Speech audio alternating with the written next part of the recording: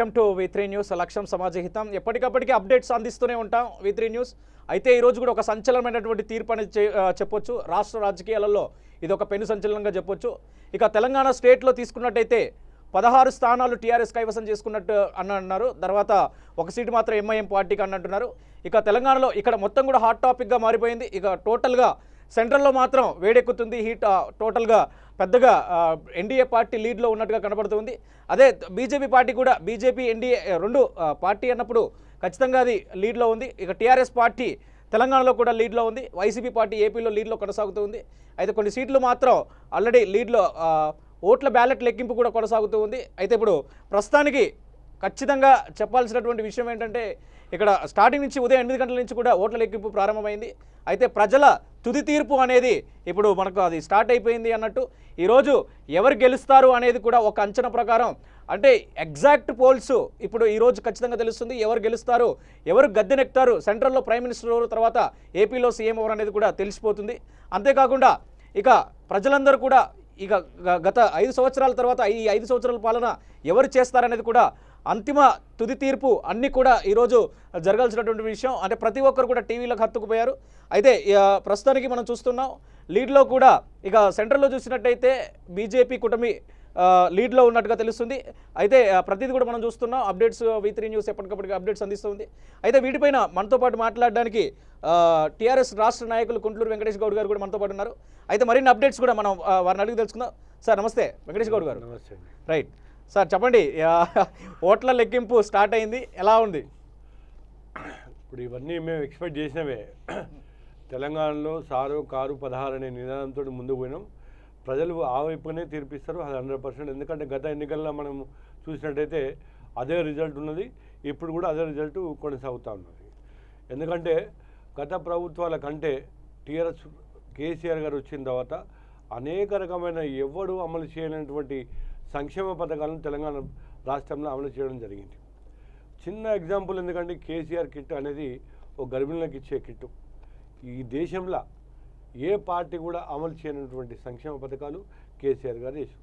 అందుగురించే ప్రజలు ఆయన వైపు ఉన్నారు. ఖచ్చితంగా తెలంగాణలో 16 సీట్లు కొట్టడం ఖాయం.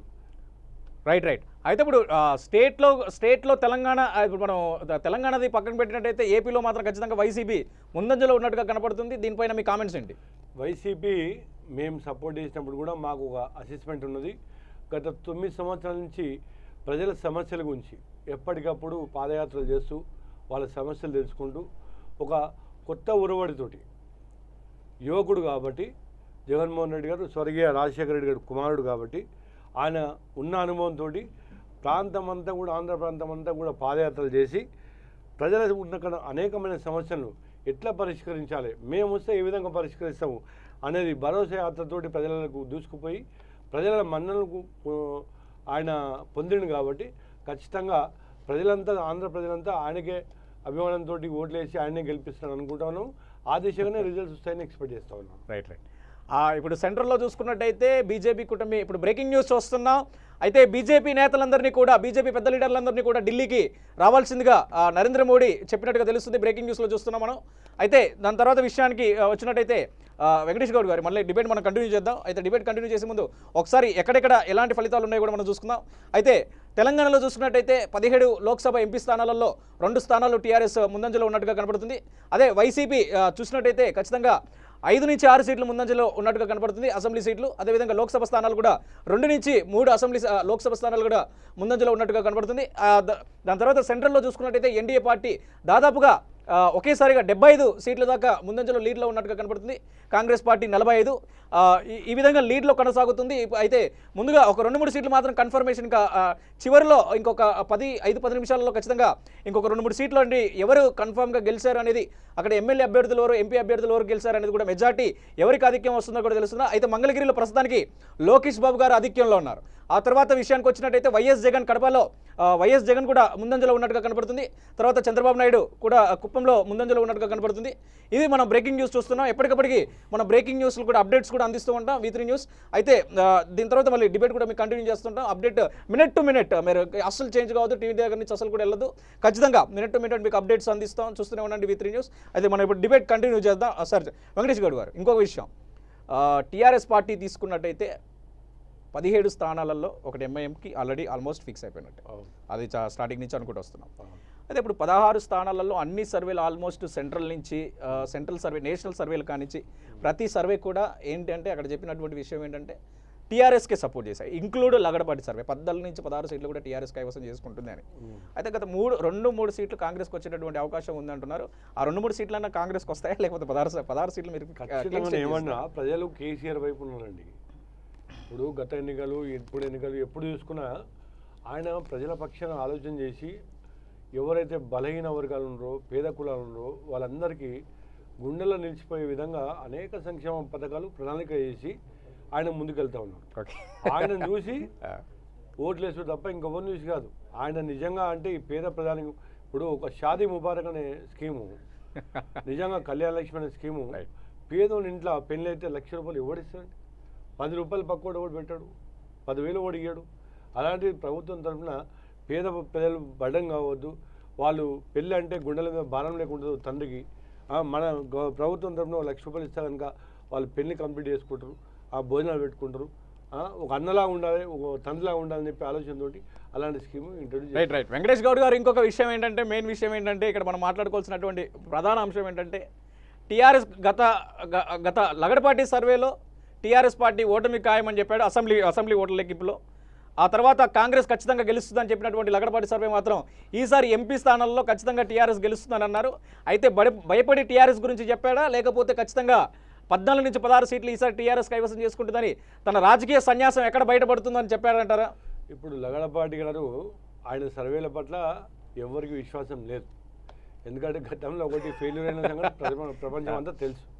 అందుగురించి ఆయన సర్వే గురించి ఎవరు కూడా పట్టించుకోవట్లేదు. అక్కడ ఆంధ్రప్రదేశ్ కానీ ఇక్కడ తెలంగాణ గురించి కానీ లగడపాటి గారి సర్వే గురించి ఎవరు మాట్లాడట్లేదు, దాని గురించి ఇంట్రెస్ట్ కూడా చూపించట్లేదు. రైట్. మనం చూస్తున్నాం బ్రేకింగ్ న్యూస్, ఎప్పటికప్పటికి అప్డేట్స్ కూడా మనం చూస్తూనే ఉంటాం. అయితే ప్రస్తుతానికి ఎంపీ స్థానాలలో ఏపీలో చూసుకున్నట్టయితే లోక్సభ స్థానాలు టీడీపీ 2, 14 వైసీపీ ముందంజలో లీడ్లో ఉన్నట్టుగా కనపడుతుంది. అయితే ఇక తెలంగాణ లోక్సభలో మాత్రం అదేవిధంగా యాజ్ యూజువల్గా 2 సీట్లు ముందంజలో లీడ్లో ఉంది.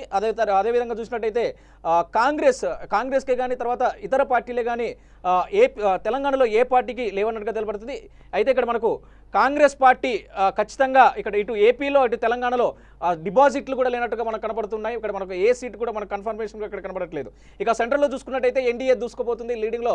ఇప్పటి వరకు కూడా లీడింగ్లో 176 176 సీట్లు మాత్రం లీడ్లో ఉన్నాయి. 79 సీట్లు యూపీఏ, 42 అదర్స్కి సంబంధించినటువంటి విషయం ఉంది. ఇక ఏపీ అసెంబ్లీ సీట్లు తీసుకున్నట్టయితే వైసీపీకి 14, తర్వాత టీడీపీకి 2 సీట్లు మాత్రమే ఉన్నట్టుగా కనపడుతుంది. ఇది మనం చూస్తున్నాం. ఇంకొక సీట్ టీఆర్ఎస్కి ఒక ముందంజలో వచ్చింది. ప్రస్తుతానికైతే బ్రేకింగ్ న్యూస్లో మనకు ఏం కనపడుతుందంటే మంగళగిరిలో లోకేష్ బాబు ఆధిక్యంలో ఉన్నట్టుగా కనపడుతుంది. తర్వాత ఇవి ప్రస్తుతానికైతే మినిట్ టు మినిట్ అప్డేట్స్ అయితే ఇవి.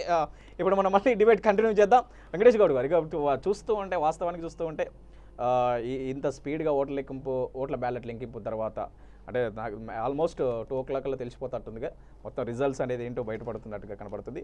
అయితే ఒకవేళ టీఆర్ఎస్ 16 సీట్లు గెలిచినట్టయితే మీ సపోర్ట్ ఎవరికి? అంటే ఎవరు ఇప్పుడు బీజేపీకి కాంగ్రెస్కి సమానమైన సీట్లు వచ్చాయి, అంటే వాళ్ళు అదర్స్ పార్టీ కాంగ్రెస్ ఇంక్లూడ్ కలుపుకుంటే వాళ్ళకు బీజేపీ ఏతర సీట్లు సమానంగా ఉన్నాయి. అంటే ఒక 10-15 సీట్లు మాత్రమే తేడాలు ఉన్నాయి.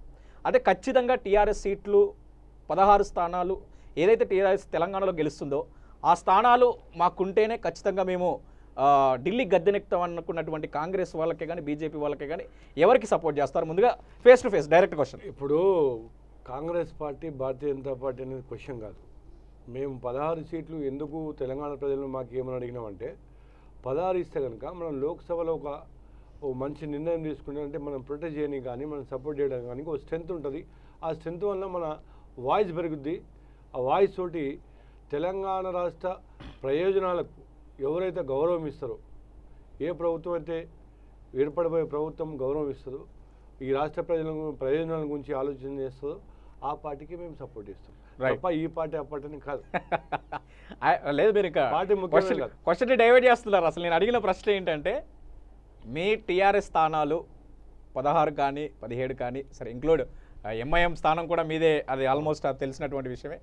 మీ స్థానాలు కాంగ్రెస్ బీజేపీ 2 కూడా సమానంగా ఉంటే, వాళ్ళు ఇంక్లూడ్ ఇతర పార్టీలను కలుపుకుంటే ఓన్లీ ద పెండింగ్ లిస్ట్లో టీఆర్ఎస్ పార్టీ సీట్లు మాత్రమే మాకు వస్తే ఖచ్చితంగా మేము ముందంజలో ఉంటామంటే ఢిల్లీ నుంచి బీజేపీ నుంచి అటు కాంగ్రెస్ నుంచి రాహుల్ గాంధీ నుంచి నరేంద్ర మోదీ నుంచి కేసీఆర్ గారికి వస్తే ఫస్ట్ ఎవరికి రెస్పాన్స్ ఇస్తారు, ఎవరి దగ్గరికి వెళ్తారు అనేది ఏమన్నా ఇప్పుడు ఏమన్నా సబ్జెక్టు కండిషన్ ఉంటుందండి. సపోర్ట్ చేసినప్పుడు న్యాచురల్గా సబ్జెక్టు కండిషన్ ఉంటుంది. తెలంగాణ ప్రజల రాష్ట్ర ప్రజల గురించి మాకేం కావాలి అనేది ఒక క్లారిటీ ఉంటుంది. దానికి ఎవరైతే సపోర్ట్ చేస్తారో అనుకూలంగా మాట్లాడతారో వాళ్ళకు పార్టీ నిర్ణయం తీసుకునే అవకాశం ఉంటుంది కదా న్యాచురల్గా. ఎక్కడైనా సరే సహజ ధర్మం అది. తెలంగాణ రాష్ట్రంలో కూడా అదే పంతా వహిస్తుంది పార్టీ. మొత్తానికి ఏపీలో ఒక సంచలనం అనేది సృష్టించబోతుంది వెంకటేష్ గౌడ్ గారు. ఏంటంటే గత కొన్ని రోజులుగా ఎవరు గెలుస్తారా దేశం చూపు మొత్తం కూడా ఢిల్లీ గద్దెనెక్కేది ఎవరు అని అనేది చిన్న కాన్సెప్ట్ అయితే, ఇక చాలా డబుల్ హాట్ టాపిక్ మాత్రం ఖచ్చితంగా ఏపీలో సీఎం ఎవరనేదే ప్రతి ఒక్కరు కూడా టీవీలోకి అతుక్కపోయారు. ఖచ్చితంగా ఈరోజు ఒక మాట మనం మాట్లాడుకోవాల్సినటువంటి విషయం ఏంటంటే, ప్రధాన అంశం ఏంటంటే, ఒకవేళ ఏపీలో వైఎస్ జగన్మోహన్ రెడ్డి గెలిచినట్టయితే చంద్రబాబు నాయుడు పరిస్థితి ఏంటి? First question. నెక్స్ట్ సెకండ్, ఒకవేళ జగన్మోహన్ రెడ్డి సీఎం అయినట్టే తర్వాత ఈ రెండు పార్టీలు అయినటువంటి అపోజిషన్ పార్టీలు, ఒకటి టీడీపీ ఒకటి జనసేన, ఈ రెండు పార్టీల పరిస్థితి ఏంటి? అసలు జరగబోయేది ఏంటి? అంటే రాజకీయ సన్యాసమేనా, లేకుంటే చంద్రబాబు నాయుడు జాతీయ రాజకీయాలపైన బాగా చర్చ జరుపుతున్నాడు అంటే జాతీయ రాజకీయాలపైన ఏదైనా ఫేమస్గా దానిపై కాన్సన్ట్రేట్ పెడితే ఏపీలో ఉండేటటువంటి టీడీపీ లీడర్ల పరిస్థితి ఏంటి? ఇప్పుడు జనరల్గా ఒక అధికార పార్టీ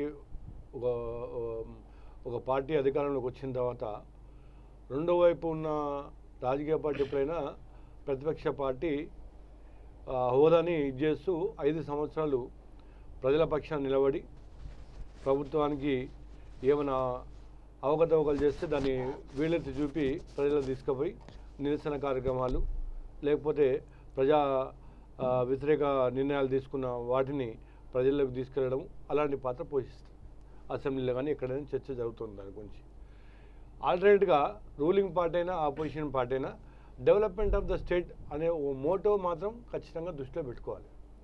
రేపు పొద్దుగా చంద్రబాబు నాయుడు ఓడిపోతే కూడా ఓ బాధ్యత రహితమైన ప్రతిపక్ష పార్టీ లీడర్గా ఉండాలి తప్ప దానికి పారిపోవడం అంటూ లేకపోతే జాతీయ రాజకీయాల్లో పోతున్నా అంటే ఒకవేళ చంద్రబాబు నాయుడు కనుక ఓటమి పాలు అయితే 40 సంవత్సరాల రాజకీయ చరిత్రకు ఏంటి అసలు? అంటే చంద్రబాబు నాయుడు నాకు తెలిసి చాలా సీనియర్ నాయకుడు, ఎప్పటి నుంచో పెద్ద ప్రధాన లీడర్లు ఉన్నప్పటికీ ప్రధాన అంశాలు ఉన్నప్పటికీ చంద్రబాబు నాయుడు గారి 40 సంవత్సరాల రాజకీయ చరిత్ర తిరగబడనుందా ఈసారి? ఇప్పుడు గతంలో కాంగ్రెస్ పార్టీ ఒక సుమారు 45-50 సంవత్సరాలు తెలంగాణ ప్రాంతం సుదీర్ఘంగా పరిపాలించింది. ఎన్టీ రామారావు గారు వచ్చిన తర్వాత ఒక దెబ్బకి గాలి కొట్టుకొచ్చినట్టు కొట్టుకొచ్చేసింది.